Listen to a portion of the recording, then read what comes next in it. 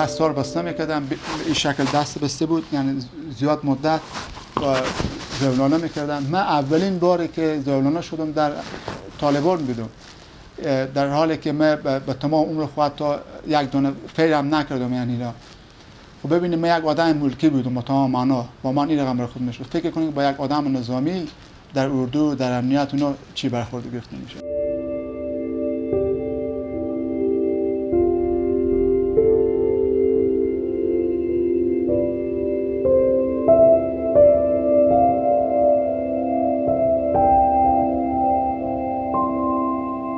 در اون جا که ما بودیم، وقتی که ما بعد از یک ماه یا 2 ماه بالا میکرد برای 170 خوردن، در جلو چشمام ماین جور میکردن. اون ماینا در چهار اطراف او قلا که ما بودیم اینا زیر میکردن. برای ما میگفتن که اگر حکومت بیای ما اینا انفجار میدیم. اما چاپه یک تیاره هست که ما رون یا جاز میگن که ما اولین دفعه اونا رو در اون جا دیدم. یعنی اونجا فهمیدن رون یا جاز در این چی. ما همیشه تشویش بدیم اگر اون چاپه هست یا هسته، وقتی که اینا انفجار میدن خب هم از بین میرن و تونلای بود اونجا، در اونجا مشکلات ها زیاد هست و در اونجا بود شکنجه روی زیاد بود در اونجا.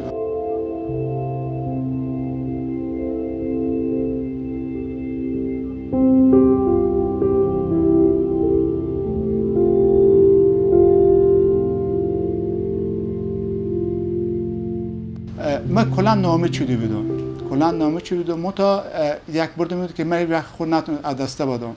ما همیشه دنبال راهکار بودیم که چطور بتونم نجات پیدا کنم. من فکر میکنم که راهکاری که من در ارتباط فکر کردم هست، شواهدی که برای راهکاری که من تونستم هست و این موفق شده و یک معجزه بود که من آزاد شدم. من همیشه دوستان نام میگم که این فقط یک معجزه بود و بس. ما کارمند شرکت آبرسانی هستیم. او به چپات میزد میگه چوب شد تو معاون وزارت انرژی وابستی. به یک جای بودیم که فرق وزارت ریاست نمیفهمیدن، فرق ریاست و شرکت نمیفهمیدن، فرق عواید خدمات نمیفهمیدن. فقط میگفتن تو دولتی، فقط میگفتن که تو قطع سره، یعنی آدم مهم هستی و خیلی موضوعات دیگه.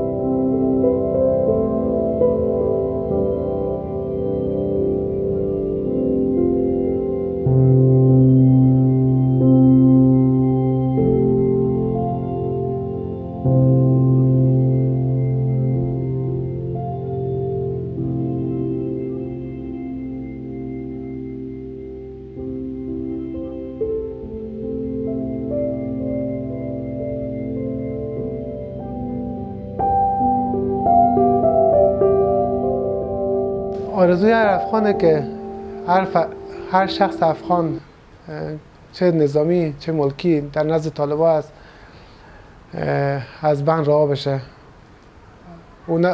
هر شخصی که پیش اونا از خانواده داره، پدر داره، مادر داره، همسر داره، فرزند داره و اونا هر کدوم به نوبه خود آرزو دارن که همون اعضا نزد خانواده خود برگردن. آژانس خبری پژواک، انعکاس دهنده حقایق.